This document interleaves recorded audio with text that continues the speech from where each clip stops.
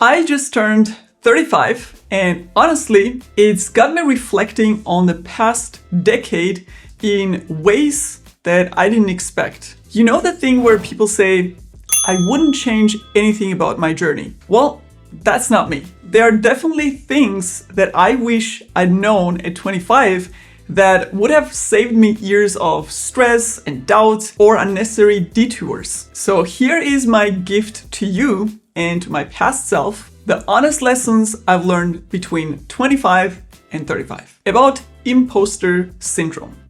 At 25, I thought everyone else knew what they were doing and I was just pretending. At 35, I realized that everyone else is just figuring out as well as they go at every stage of their lives. The difference is that some people are just better at hiding their uncertainties and insecurities. The senior developer who seems to know everything, they're just using AI coding assistants for basic syntax just like you. The confident speaker at the conference, they practiced the talk 50 times and still felt nervous. And more importantly, when you see someone who is effortlessly talking to the camera or effortlessly networking with people, know that they've put tremendous effort and work into making it seem effortless. So what I wish I knew is that imposter syndrome is not a bug. It's a feature. It means you are growing. It means that the thing you are nervous about is important for you and you want to do a great job at it. So feeling unsure actually pushes you to learn more, to practice more, to be more ready. And as a result, you become better. And I'll tell you that the day you start feeling like you already know everything and you are the best and you don't need to improve anything is the day you stop growing. Another lesson about career pivots. At 25, I thought changing directions and switching careers meant that I was indecisive and wasting my education or wasting my past experience. Looking back, I see career pivots as my biggest advantages. I went from business administration to teaching, then back to business studies, and then to software development, and then to entrepreneurship. And at every stage, I felt like I was starting over. I was discarding the previous experience and starting from scratch. But those business skills and the teaching experience combined with my engineering skills, that's why I can run a global tech education company right now. And they are also why I understand customers, the revenue models, as well as what makes the best learning techniques, while many excellent engineers don't know these things. So what I wish I knew is that your unrelated or seemingly unrelated background is not your baggage.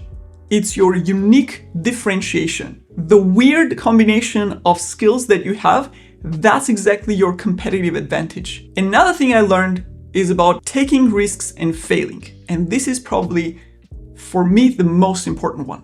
At 25, I calculated every risk to death and missed opportunities while overthinking. I just wanted to be fully prepared and fully perfect before I made the first step. At 35, I've learned that the biggest risk is not taking any risks. Leaving a stable job in Georgia and moving to Austria with no work permit and barely any savings felt terrifying.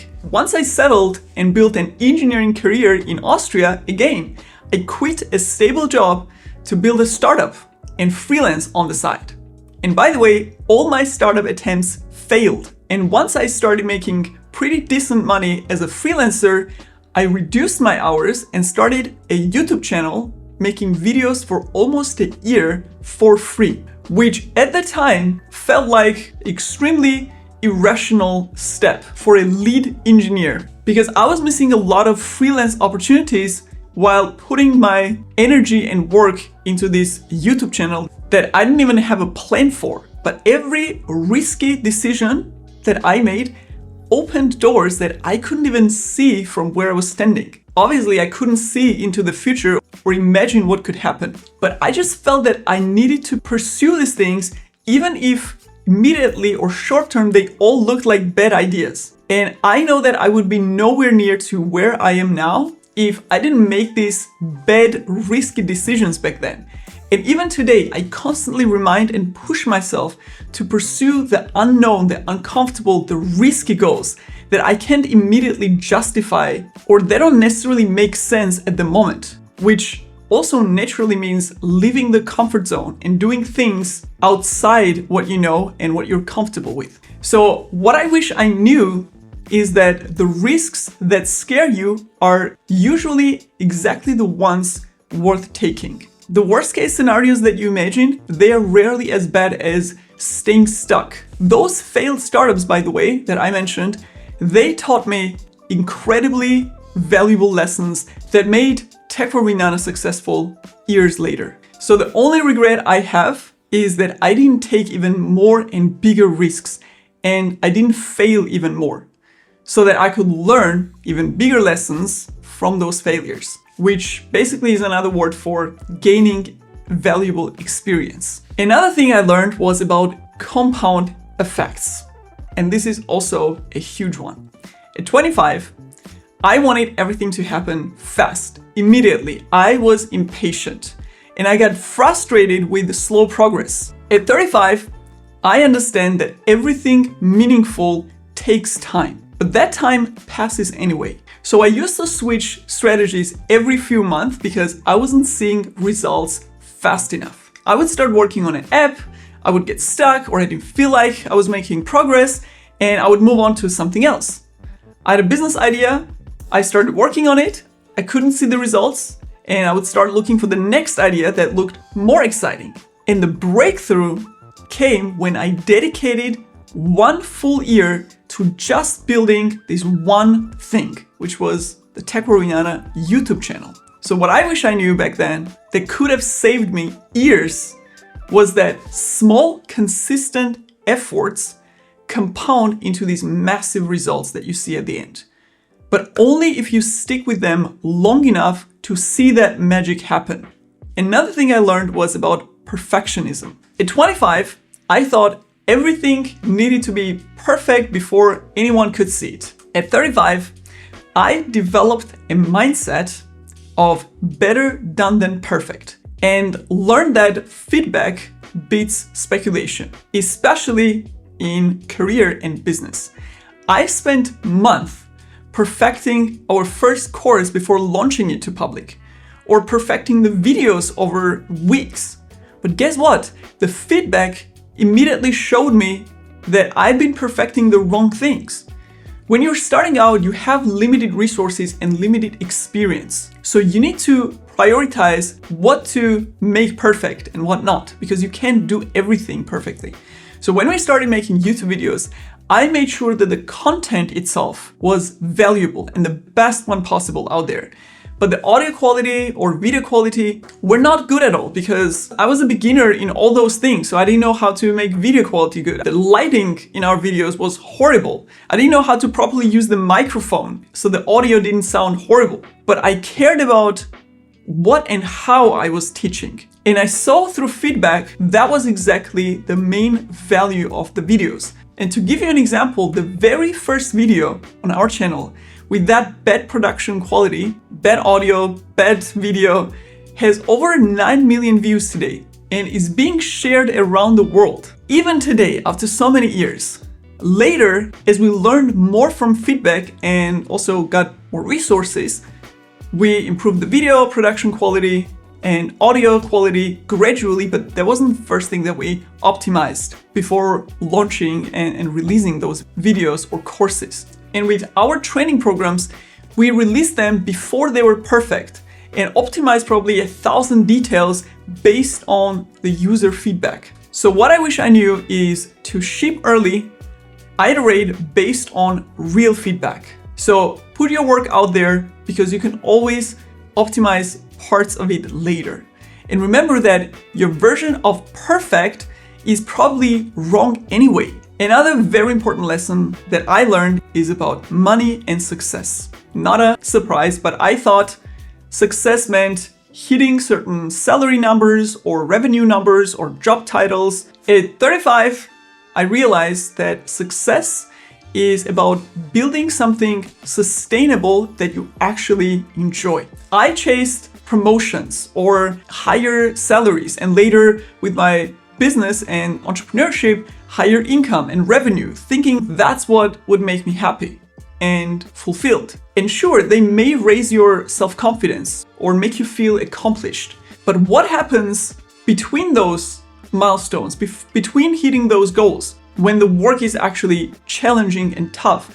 What keeps you going, keeps you motivated, or even makes you happy? Well, I realized that I felt the most fulfilled and confident when I did things that challenged me and forced me to grow. I feel most passionate when I'm learning something that is meaningful or valuable for me long term, like learning to become a good leader for my team, learning how to build beautiful, streamlined systems in my business so that we can have more impact, or learning complex engineering skills to build complex IT architectures. All super painful and challenging, but extremely self-fulfilling. And if you notice, these are all about processes rather than some arbitrary end goals or milestones, like making 1 million or selling X amount of products or whatever. And financial success is always just a byproduct of doing those challenging and fulfilling things. So what I wish I knew is to optimize for learning and autonomy early in your career.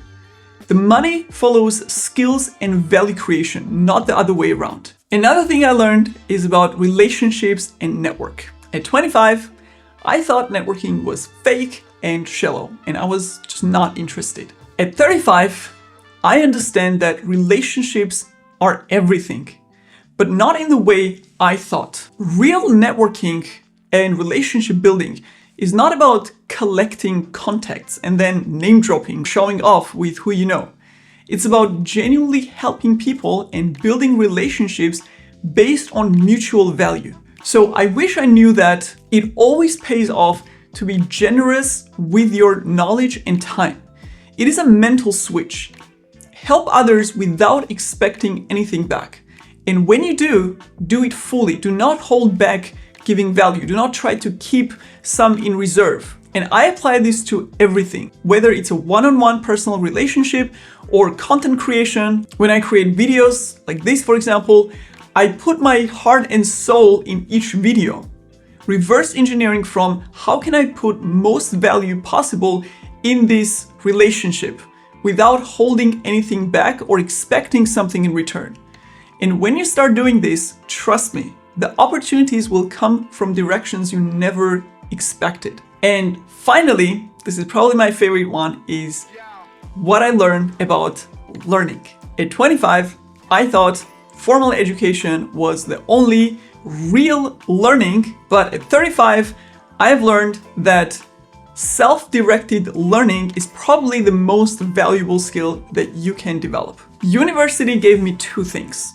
The credentials when looking for jobs. It helps because it gives you this official badge, and it also gave me some amazing friends that I met there. But in terms of skills themselves, everything that actually advanced my career or contributed to my growth and success, I learned on my own through projects, failures, online courses even, at work, and most importantly, by building things in practice. I wish I knew earlier that education is just an ongoing continuous process, and most of it is self-learning. The people who thrive are the ones who know how to learn independently and keep learning new things throughout their careers. They stay curious and excited about learning new things. And this is also a mindset that I developed, to stay extremely interested and curious in new things. Instead of just discarding them as, oh, that's another thing that I have to learn now and start from scratch, I embrace it with excitement because I'm genuinely interested to learning new things, because I understand that learning never stops. And the perfect example of this is the breakthrough of AI. Everyone is talking about AI, and there are a lot of people who are very defensive about this new technology. But if you develop this mindset of continuous learning and curiosity, you will actually feel excited, and you will start asking yourself, okay, so how can I take advantage of these new developments? How can I learn the most so I can use those skills and knowledge into new ways that are much more creative. Instead of being protective about the status quo in your current job or current career, embracing new things and diving in and learning, not just to protect your future, but because you are genuinely interested in new things and new developments. Now, if I could summarize this, the most important thing that I could tell my 25-year-old self would be this one thing. Stop waiting to feel ready. Stop waiting for the perfect moment. Start messy, start scared, and start before you feel qualified. The decade between 25 and 35 taught me that action beats planning, progress beats perfection, and most importantly, courage beats comfort every single time. And guess what? Your future self is counting on the decisions you make today. So here's to the next decade of figuring it out as we go. Now, I'm curious, what is one thing that you wish you'd known 10 years ago? Let me know below because I'm collecting wisdom for the next decade. Thanks for watching and see you in the next video. Yoo-hoo!